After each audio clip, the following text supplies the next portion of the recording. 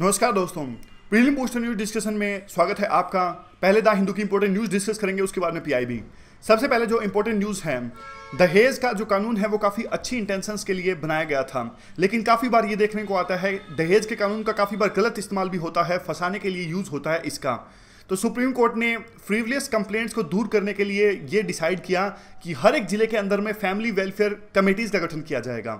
ये जो family welfare committees होंगी, इसमें social workers, home makers, retired persons या फिर दूसरे ऐसे लोग जिनकी समाज में अच्छी खासी प्रतिष्ठा है, उनको शामिल किया जाएगा। तो ये क्या करेंगे, पहले दहेज के रिगार्डिंग जो भी कंप्लेंट्स आई हैं तो वे उन सभी कंप्लेंट्स को स्क्रूटिनाइज करेंगे और देखेंगे कि कौन सी कंप्लेंट जो है वो फ्रीवियस है, जो सही में अच्छी कंप्लेंट होगी, जो बिल्कुल सच कंप्लेंट होगी, ये वो आगे पुलिस को सौंपेंगे और पुलिस उस पर जांच करेगी। तो ये फैमिली वेलफेयर कमेटी का गठन कौन करेगा? वैसे सुप्रीम कोर्ट ने डिसाइड किया है, लेकिन ग्राउंड पे कौन गठन करेगा? ग्राउंड पे जो डिस्ट्रिक्ट लीगल सर्विस अथॉरिटीज हैं वो गठन करेंगी हर एक डिस्ट्रिक्ट में फैमिली वेलफेयर कमेटीज का। अब ये डिस्ट्रिक्ट लीगल अथॉरिटीज हैं वो कौन सी बॉडी के अंदर में आती हैं?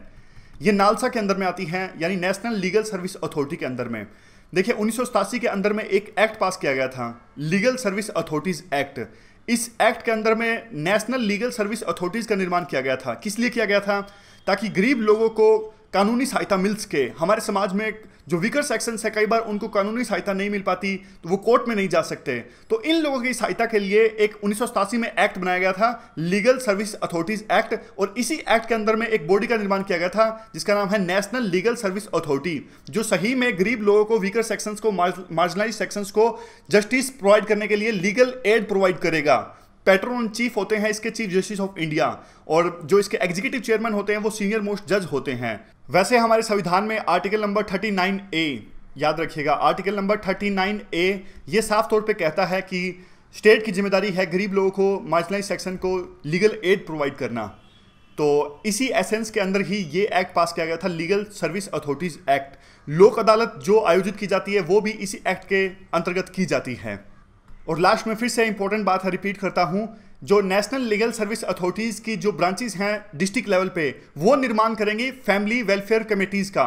समझ गए? और काम होगा फैमिली वेलफेयर कमेटीज का कि जो सही कंप्लेंट्स हैं उनको अलग करना फ्रीवियस कंप्लेंट से, ताकि काम कम हो सके पुलिस का और जुडिशरी का भी।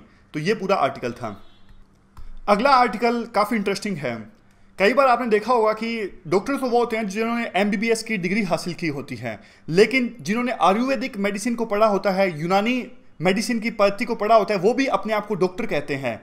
तो जिन्होंने एमबीबीएस की डिग्री हासिल करी है, कई बार इनको शिकायत रहती है कि देखिए हमने इतनी पढ़ाई करके, इतने मुश्किल टेस्ट क्लियर करके तब जाके हम डॉक्टर कहलाए, जबकि आयुर्वेदिक की मेडिसिन पढ़ के आप अपने आप को डॉक्टर कह रहे हो। और कई बार तो जो आयुर्वेदिक डॉक्टर होते हैं वो एलोपैथिक मेडिसिन भी प्रिस्क्राइब कर देते हैं, और जबकि ये इनका काम है, जिन्होंने एमबीबीएस की डिग्री हासिल करी, इनका काम है एलोपैथिक की जो दवाइयां होती हैं उसको प्रिस्क्राइब करना। तो अब इस बात को देखते हुए जो इंडियन मेडिकल एसोसिएशन है, इन्होंने एक यूनिक सॉल्यूशन निकाला है। क्या किया है इन्होंने जो इंटेलेक्चुअल प्रॉपर्टी ऑफिस है वहां से अनुमति ले ली है कि जो एलोपैथिक डॉक्टर्स होते हैं, यानी वो डॉक्टर्स जिन्होंने असल में एमबीबीएस की डिग्री हासिल करी है, वो इस क्रॉस साइन का यूज कर सकते हैं और बीच में DR लिखा होगा व्हाइट से।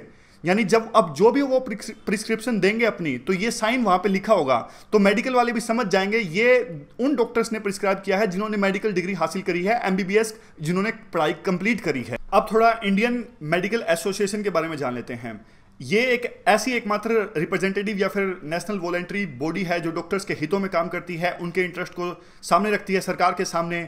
और वैसे इसके दूसरे ऑब्जेक्टिव्स भी रहते हैं, जैसे मेडिकल एजुकेशन को प्रमोट करना, पब्लिक हेल्थ में इंप्रूवमेंट लेके आना, ये सब काम होते हैं इस बॉडी के। इसे बनाया गया था 1928 में, यानी आज़ादी से पहले बनाया गया था इसे। अगला article oriental white ibis birds के बारे में है। ये देखिए, इन बर्ड्स के बारे में है अगला आर्टिकल। क्या कॉन्टेक्स्ट क्या है इस न्यूज़ का? ये अभी नेस्टिंग कर रहे हैं, यानी अपना घोंसला बना रहे हैं। जगह का नाम है गंजम डिस्ट्रिक्ट उड़ीसा में, गंजम डिस्ट्रिक्ट उड़ीसा में, और पर्टिकुलर स्पेसिफिक जगह है बेगुनी पाड़ा। यहाँ पे ये घोंसले बना रहे हैं। आमतौर पे देखिए ये सर्दियों में चिल्का लेक के आसपास घोंसले बनाते हैं, लेकिन इस सीजन में जो ये नेस्टिंग कर रहे हैं तो अपने आप में ये अच्छी खबर है। और ऑर्निथोलॉजिस्ट यानी जो पक्षियों के जानकार है वो बताते हैं कि इससे यही प्रतीत हो रहा है कि ये जो जगह है बेगुनी पाड़ा गंजम डिस्ट्रिक्ट में, वो इनके लिए सिक्योर फील होती है, इसीलिए यहाँ पे अभी नेस्टिंग ये कर रहे हैं। ओरिएंटल व्हाइट इबिस जो है इस पूरे साउथ ईस्ट एशियन कॉन्टिनेंट में पाए जाते हैं, जैसे बांग्लादेश, नेपाल, श्रीलंका, यहाँ इन सभी जगह पे पाए जाते हैं। और इनका खाना क्या होता है? वाटर क्रिएचर्स, मेनली मछली, फ्रॉग्स, दूसरे वाटर क्रिएचर्स हैं या फिर इंसेक्ट्स हैं, इन सब पे ये रिलाई करते हैं। अगला आर्टिकल सरकार की एक स्कीम से रिलेटेड है। आपने भी बात नोटिस की होगी कि स्टार्टअप्स को शुरुआती दिनों में काफ़ी दिक्कतों का सामना करना पड़ता है। उनको अपना बिजनेस एक्सपेंड करने के लिए पर्याप्त मात्रा में धन नहीं उपलब्ध हो पाता। तो सरकार ने इसी कमी को पूरा करने के लिए एक स्कीम चलाई है, credit guarantee scheme for startups. 2000 crore का एक फंड का गठन किया गया है, national credit guarantee trustee company. जो ये नीचे देखिए, ये जो कंपनी है नीचे, ये मैनेज करेगी इस फंड को। एक जो अच्छी बात यह है कि ये स्टार्टअप्स पैसा ले सकेंगे लोन पे, लेकिन उनको कोई कोलैटरल नहीं जमा कराना पड़ेगा, कोई चीज़ गिरवी नहीं रखनी पड़ेगी। और इसके अलावा पोर्टफोलियो सिस्टम पे बेस पे स्टार्टअप्स को लोन मिलेगा। ऐसा नहीं कि एक ही सेक्टर के सभी स्टार्टअप्स को लोन मिल जाए। आईटी से रिलेटेड एप्लीकेशन बेस पे, कोई स्पेस से रिलेटेड होगा, कोई इलेक्ट्रिसिटी से रिलेटेड होगा, तो अलग अलग पोर्टफोलियो के बेस पे कम से कम 10 स्टार्टअप्स को लोन मिलेगा। तो ये अच्छी बात है, सरकार की एक स्कीम है।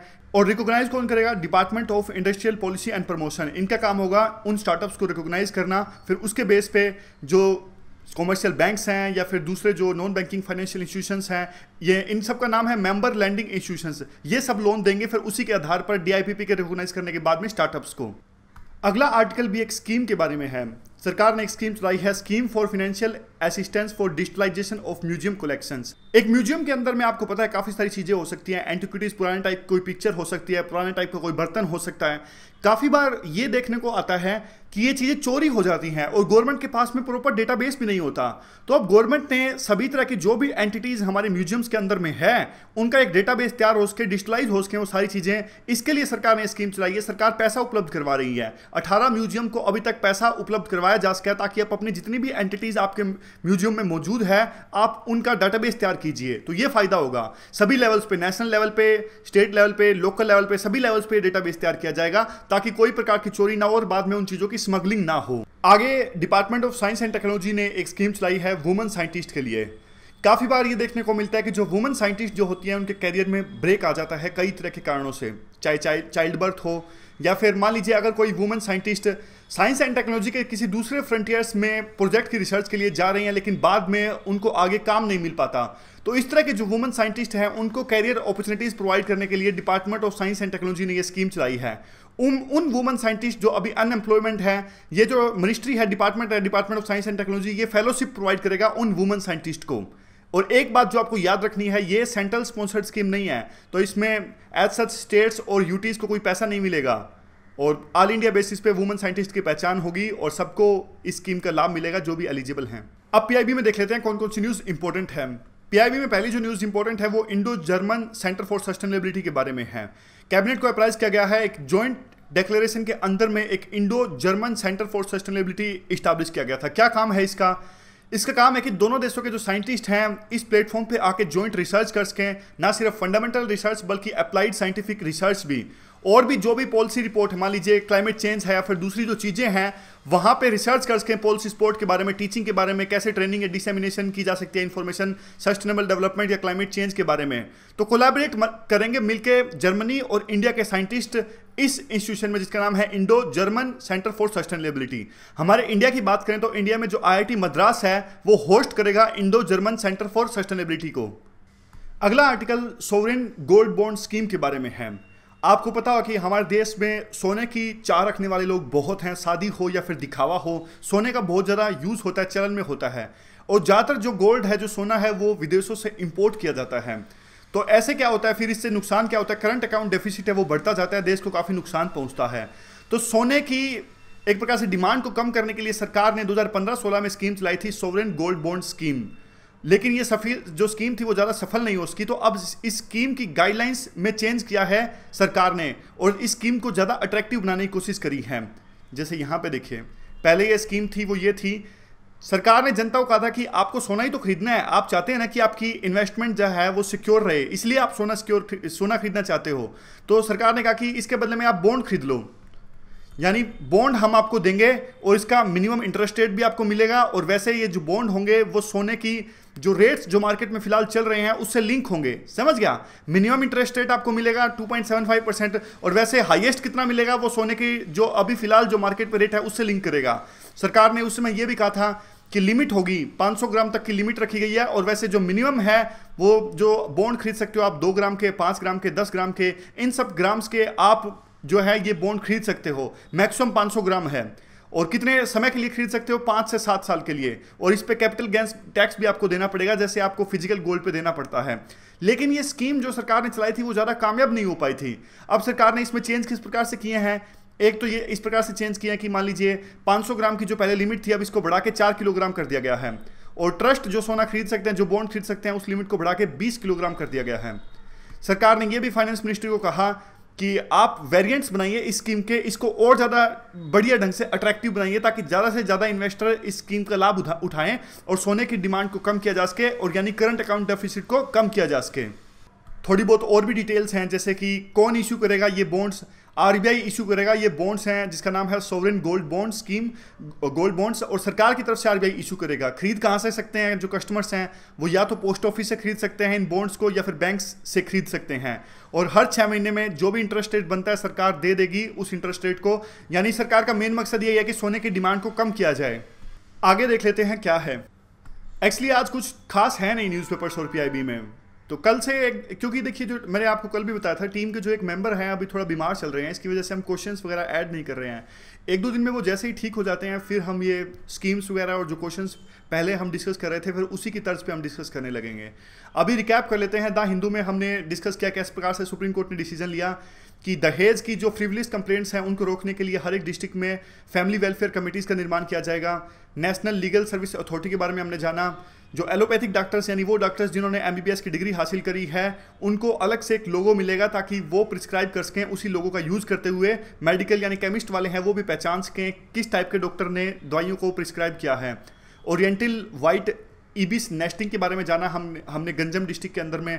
Credit guarantee scheme for startups के बारे में जाना। Scheme for financial assistance for digitalization of museum collections के बारे में भी जाना। और साइंस स्कॉलरशिप टू वुमेन के बारे में भी जाना। पीआईबी में हमने एक चीज़ आज डिस्कस की, सोवरेन गोल्ड बॉन्ड स्कीम में सरकार ने जो बदलाव किए हैं उसको हमने डिटेल से डिस्कस किया। किस प्रकार से सरकार ने नई गाइडलाइंस जारी करी हैं। जो पहले लिमिट थी 500 ग्राम तक की अब उस लिमिट को बढ़ा के 4 किलोग्राम तक कर दिया गया है ताकि सोने की डिमांड को कम किया जा सके। तो आज के डिस्कशन में बस इतना ही। Thank you very much for discussion.